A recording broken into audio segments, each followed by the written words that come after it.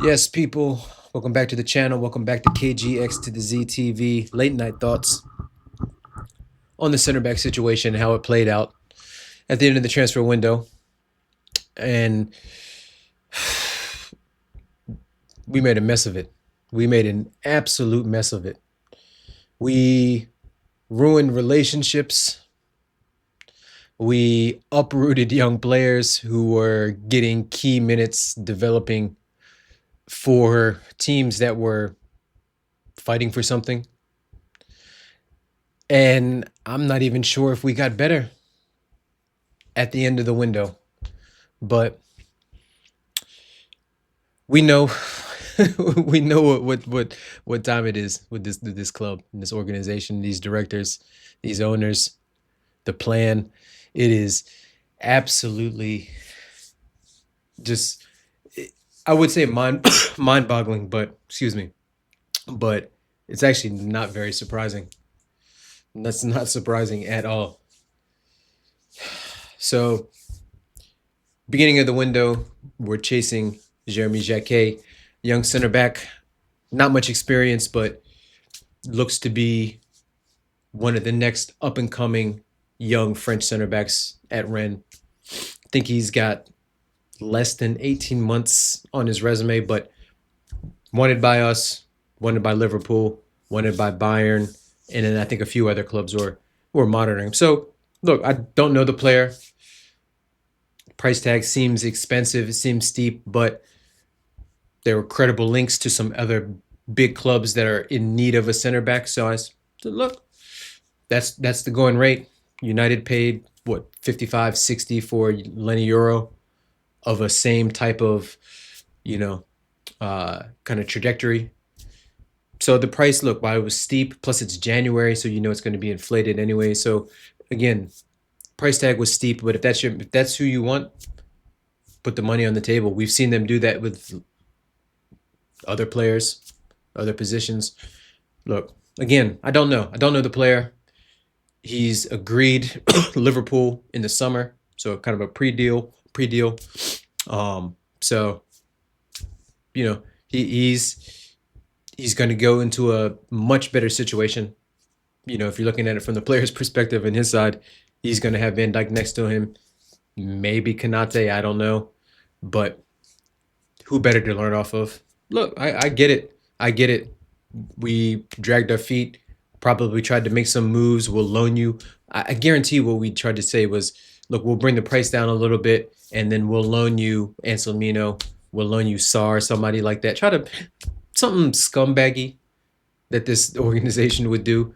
But so we lose out on the main target. But before that, we had recalled Anselmino from Dortmund. Yes, people can say he was our player. They shouldn't have been tapping him up for a permanent deal. Uh, I mean, I'm pretty sure stuff like that happens all the time in football. So it just happened to us this time. To be honest with you, I'm not even sure why Dortmund wanted him. He's been hurt most of the time over there. I've heard he's had a couple good games and things like that, and he looks like a pretty decent prospect. But again, he was when fit in the lineup there, developing there. We recall him.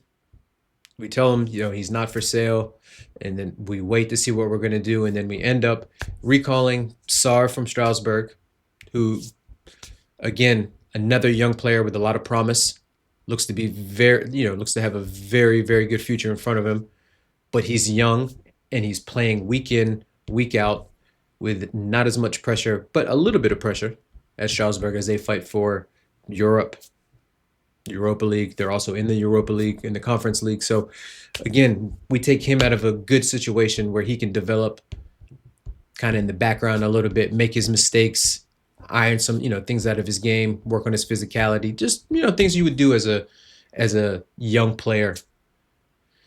So, but we bring him, we're going to throw him into the fire. We're throwing Anselmino to Strasbourg.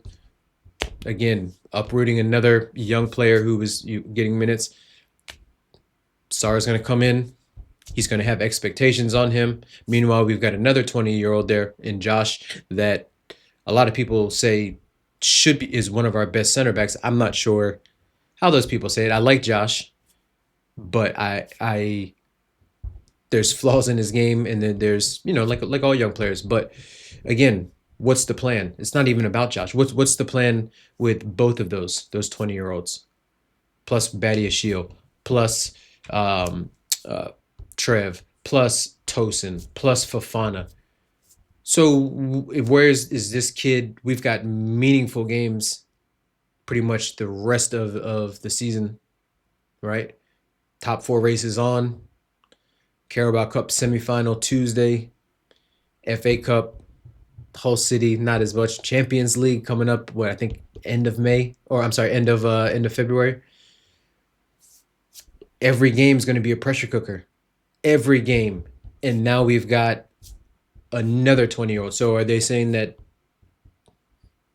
they rate him more than they rate Josh?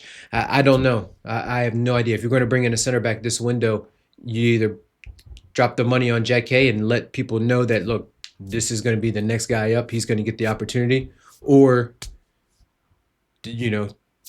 try to sign a veteran somewhere. I'd somebody with a little bit more experience that can maybe just be steady. But look, I don't know what the plan is. I don't think they know what the plan is. And instead, what we're gonna do is we're gonna have Sarr out there occasionally. He's gonna make mistakes like all young center backs do. And instead of being able to learn from those mistakes and keep playing and getting minutes, he will probably not see the pitch for another match. So again, no planning, no short-term plan, no mid-term plan, no long-term plan. Just inshallah and pray. But is what it is, people. Quick thoughts. Hit that like, hit that subscribe. Let me know what you think of how this center back market played out. Yeah, let me know. Peace.